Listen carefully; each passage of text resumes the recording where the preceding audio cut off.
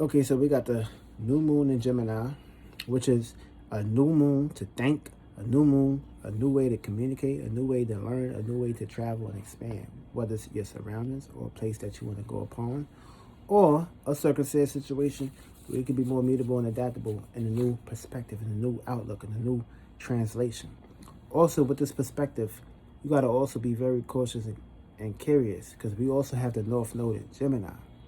So the South Node and the North Node is kind of like a circumstance situation where you got to actually pick and choose what path you're going to be going towards, what journey you're going to basically be channeling. If you could be channeling the outdated bullshit, the past experiences of shit that no longer works anymore, or are you going to basically put yourself in a scenario where you can gravitate towards new spectrums and new ideas and new concepts. See, it's going to be very hard because the moon is in Gemini, so that means the sun is in Gemini, and also Mercury retrograde. And of course, North Node is a whole lot of shit going on with Gemini right now. Y'all going through a whole lot right now. But of course, you need a Gemini in your life. You need them. Real shit, no matter how it plays out. Without them, how you gonna basically get a spokesperson to be able to actually adapt to ways of thinking and communicating with the world? So that's why you need mutable air, mutable thoughts, mutable connections. This way everybody can be fully connected and feel satisfied of everyone understanding and understanding everyone. But of course, the emotions may not be there, but of course we can hear it. We know exactly what you mean. Also, we got the solar eclipse, which is a couple year process. So the solar eclipse is when the sun and the moon translate, aka come together, transform, aka sex, the joining of the masculine, the joining of the feminine, aka the receiver, which would be the feminine, the masculine, which would be the giver, aka the giving it out and pushing it out. This is the time to basically plant a new perspective, a new outlook on how you see the world around you, or how you want to see the world. Don't go with the worldview that they're going to give you. Don't go with the fear-mongerings that they're going to basically be pushing out in front of you. Go with a new perspective, a new outlook, a new scenario, a new circumstance, how you can basically proceed and perfect this scenario, this situation. So this is the time. Also, we got the North Node in Gemini, where you got to get out your circumference and strive for more and not get too lost into past experiences and past traditions. Like, figure out these things for yourself. Have your own persona, have your own outlook and inward looking. First, you got to have your inward look on it. You got to have your outward look on it. And you got to create. But of course, we also got the new moon, Gemini, solar eclipse. And yeah, this is a time to basically get situated. Because tomorrow, which will be Thursday, time don't really matter. It's basically how much time are you going to give towards owning your mind, owning your feelings, your emotions. Yeah, it's cool. But of course, you could be scattered-minded right here. Which means this is not the time to be scattered-minded. This is the time to create a vision, create a feeling and emotion, and of course, start to be more practical and more stable in these perspectives, which would be the other side of coming up with a way on you can actually increase your stamina, your currency, on how you can basically build this vision and build this dream on how you want to create it. Because you can't just be having this idea, you want to do this, then this. You got to spend time towards exercising, aka giving these ideas and feelings and emotions that you basically strive and crave for, give these shits a spark where these bitches can come together and basically start coming together. This way, your positioning and your outlook on this vision won't be catastrophic or upside down. This way, the shit won't be looking this way, that way. Like, you got to build your shit like gold, a gold mine. You got to have a gold mine, aka got to be heavy. Not heavy to the point you're stressing over certain things. Heavy as in good heaviness, prosperity heaviness. Now, no heaviness that's going to basically crash and bring you mental fucking firmament perspectives, but more of a highlighted perspective and vision and outlook and perceive on how you want to reach your stars. But with this positioning, a lot of people are going to have circumstances and situations where they can't cope with these energies. And of course, this is not the time to basically be doing that. If you don't know what the fuck is going on in the sky, you need to stop being naive and basically look towards yourself and have your own outlook on how you see the stars without being naive about it. For real. Also, new moon in Geminis. The Gemini is gonna be feeling this shit heavy, and of course, it's Sagittarius is gonna be feeling this shit a little heavy too. All the mutable signs is dealing with this shit. Also the Pisces. Also, you got Virgos. Y'all gonna be dealing with this shit. Pisces gonna be dealing with a square. Virgo gonna be dealing with a square. Sagittarius is gonna be dealing with a 180. And Gemini is gonna be dealing with a all eyes on you. So this is a circumstance situation of how are the Geminis of this world gonna plant the new perspective and how we're gonna be able to actually get on their boat and see how they do things. Because of course we just here to experience and pick up these informations and pick up these personas and create our own outlook on these things. So now, if wherever you got Gemini in your house, this will be the aspect of you going to be planting the seeds or experiencing circumstances and situations. Now, if you got Gemini in your first house, you're going to be basically planting new visions and new outlooks on how you perceive your personality, your persona, and how you deal with your personification with other people and your perspectives.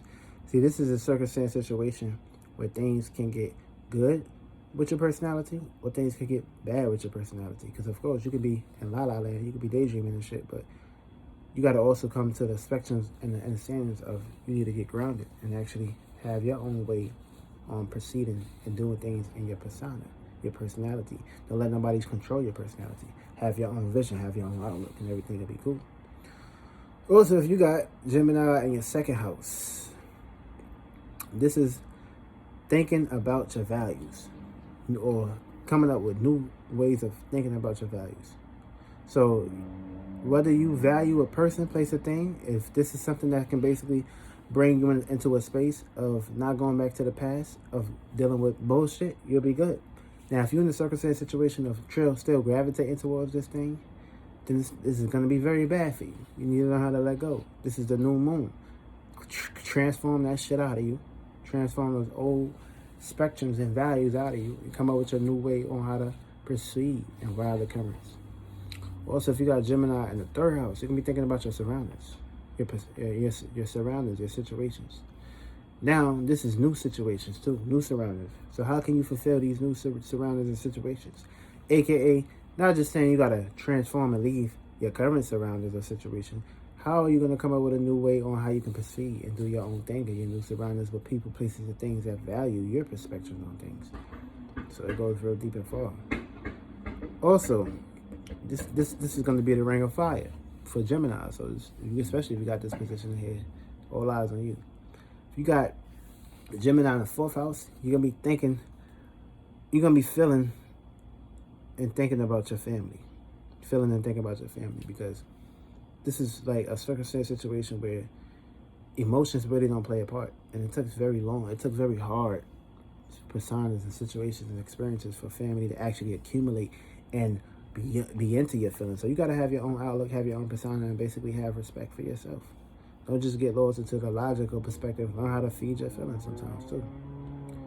Also, if you got Gemini in the fifth house, you're going to be thinking about your creations and your expressions. So this is new ways on how to cope with these things. So of course, if you have a new way or a new outlook on how to express yourself, now's the time to basically come up with a new way, a new persona. The old outdated ways don't work no more. Come up with a new way on doing things and expressing yourself and thinking about these things. And you'll be able to actually be a light shining ball. AKA, if you got Gemini in the sixth house, you're gonna be thinking about your routines, scheduling, work, health. Try not to put yourself in a circumstance situation of dealing with negativity in the spectrum, because this can overwhelm you and put you in scenarios of on the back burner. You don't want to do it. You don't want to deal with that. So try not to put yourself in that position, and you'll be all right. Gemini in the fifth house, Gemini in the seventh house. You're gonna be thinking about relationships, past circumstances and situations, and of course, it may be very hard for you to basically get out of your spectrums about this person, about this place, about this partnership. You could be gossiping all about this shit. Try to focus more on yourself inwardly and have a balance between focusing on other shit and yourself. And you'll be Gucci. Go come up with a new partnership, a new scenario, a new circumference. If you got the Gemini in the eighth house, thinking about new desires. So your old desires don't work out, this is the time to basically transform that shit out of you and come up with a new desire. Don't get lost into the old desires, because this can overwhelm you and put you in scenarios and circumstances, situations of not gravitating towards a true desire or true purpose. And yeah, it goes real deep with that. So try to switch things up. Gemini in the 9th house. See, I don't really like being here, but of course, if you got Gemini in the 9th house, you're gonna be thinking about your new experiences, new ways on how to preach, teach, and deal with morals and principles. Try not to be preaching and teaching to everybody else. Everybody don't need your advice at times, and of course, you could become very egotistical if you don't get your point across.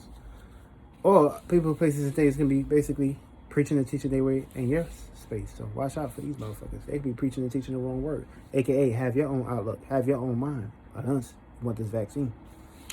Also, if you got Gemini in the 10th house, you're going to be thinking about new status, new careers, and new goals, and new ambitions. Put yourself in the circumstance situation of not allowing these things to overwhelm you. Get organized with yourself, and you'll be all right. This way you won't be catastrophic, and you won't cause circumstance situations of overwhelming or overburdening yourself. Focus on your new way, your new outlook, and your new status, and your new career. You'll be all right.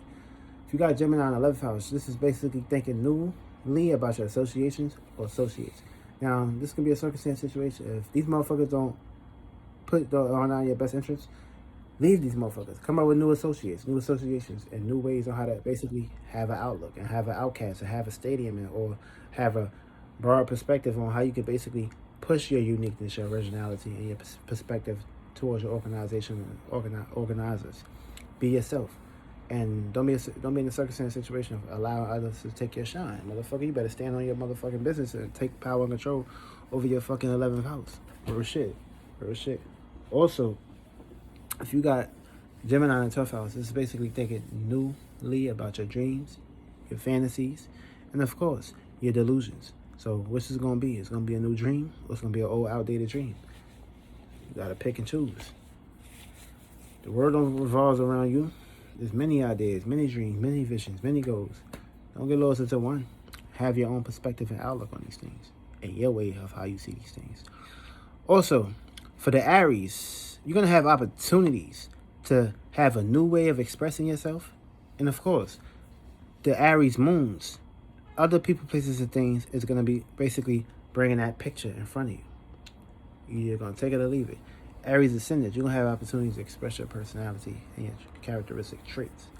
With the Taurus, you're going to be seeing the other side on how you can basically deal with your semi-sextile or being kind, generous, and of course, very worthy to people. Also, with the Taurus moon, other people is going to be presenting this with you in new ways. And of course, Taurus ascendant, you're going to have new ways on how to be more practical and down to earth and more talkative and more mutable, even though it's going to be very hard for you. Gemini, you're going to be the sun sign is going to be on you. Cancers, you're going to be coming up with a new way on how to deal with feelings, deal with intellect, and deal with connections. And moon, Cancer moon, you're going to be picking this up. Leos, you're going to be dealing with opportunities to express yourself in a new outlook. Take charge and try not to be in a circumstance situation of letting all eyes be on you. Wait till Mars gets into Leo before you can do that. Moon and Leos, you're going to be picking this up. Virgos, you're going to have conflicts dealing with expressing yourself. You're going to be at war with yourself too. Try not to do that and you'll be all right. Also with the Libras, you're going to have a gift to have new relationships, new circumstances, new situations to play in your life. Either you're going to be the sun sign is going to be pushing this out, the moon sign is going to be receiving this. The risings is basically going to be intrepid in these things and their characteristic traits. Scorpios, you're going to be dealing with misunderstandings, sun, moon, and ascendants. If you can cope better and try not to get loose-headed, you'll be all right. Sagittarius, you're going to be dealing with opposites, which could be good or bad. Pick and choose. This is your field, because you have the South Node here. Pick and choose. Also, Capricorn, you're going to be dealing with alienation, energies, misunderstandings, circumstance, situations of being all over the place. Get practical, get down to earth, and get stable, and everything will basically be good with you. Also, Aquarius, you're going to have the gift to be open-minded to new possibilities, new circumstances, and new situations. Also, Pisces, you're going to be dealing with conflict. You're going to be all over the fucking place. You ain't going to be able to have a dream where you can be down to earth and practical and stable. So get your ass stable, get your ass practical, and basically grasp that shit from the air, basically present it in your perspectives. And of course, work on your dream, and you'll be right. Now, this is for all signs. So now is the time. Don't wait around. Don't bullshit. Get straight to it. And everything will basically get initiative and your perspective as long as you're building and being consistent. Consistency is key. And that mutable can hurt you.